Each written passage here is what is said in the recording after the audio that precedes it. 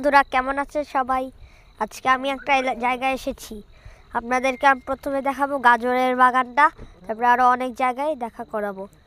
এই যে দেখুন, এই গাজরের এরিয়াটা আপনারা দেখুন অনেক।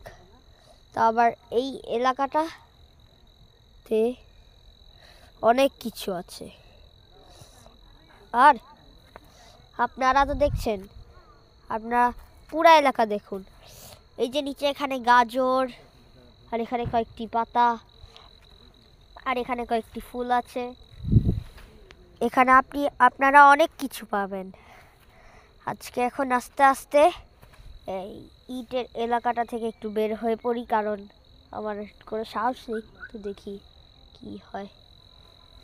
যাই আস্তে আস্তে উঠে।